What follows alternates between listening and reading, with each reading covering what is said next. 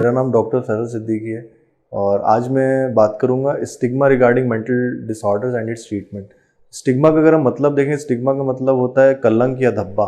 तो मानसिक रोगों किस तरीके से कलंक की तरह देखा जाता है हमारी सोसाइटी में, इसके बारे में आज आपको बताऊंगा। तो सबसे पहले, because of stigma more than 50% people mental illness don't receive help for their disorder.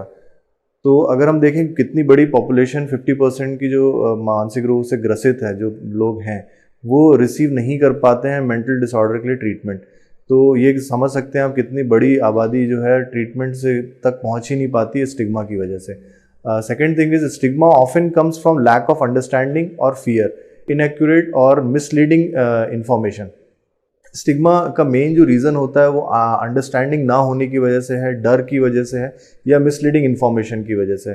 तो ये 3 कारणों की वजह से स्टिग्मा आता है कि आपको उसके बारे में पता नहीं है एक्चुअल में कि वो परेशानी क्या है। दूसरा, आपको डर है कि लोग क्या सोचेंगे, लोग क्या कहेंगे, या फिर एक गलत तरीके से इन्फॉर्मेशन आपको दे दी जाती है, गलत चीज़ बता दी जाती है कि ये आपको परेशानी है तो इसकी वजह से हुआ, जो कि एक्चुअल में नहीं होता। तो इसी की वजह से स्टिग्मा होता है। तो ये मेन 3 चीज़ें हैं जिसकी वजह से स्टिग्मा हमारी कम्युनिटी में फैलता है मानसिक रोगियों के लिए।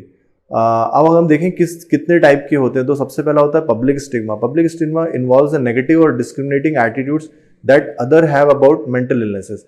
जो नेगेटिव एटीट्यूड डेवलप हो जाता है लोगों को मानसिक रोगियों के प्रति या मानसिक रोग के प्रति, वो उससे ही कम्युनिटी में पब्लिक स्टिग्मा फैलता है कि लोग सोचते हैं कि अरे ये इसके घर में मत जाओ, ये पागल है, इसके यहाँ पे ये ऐसे हैं तो ये पागल हैं। तो एक नेगेटिव अप्रोच डेवलप हो जाती है बीमारी को लेकर के और उस मरीज को लेकर के। तो इसको कहते हैं पब्लिक स्टिग्मा।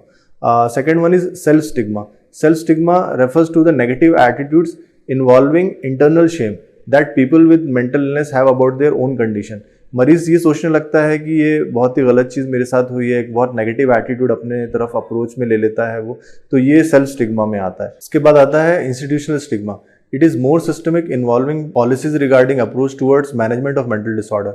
आजकल जो गवर्नमेंट बॉडीज़ हैं जो पॉलिसीज़ बनाती हैं मेंटल डिसऑर्डर वाले मरीज़ों के लिए कि जिनको मानसिक रोग है, तो उनके लिए भी देखा जाए तो एक अप्रोच ऐसी रहती है कि बहुत ज़्यादा कंसर्न नहीं रहते हैं।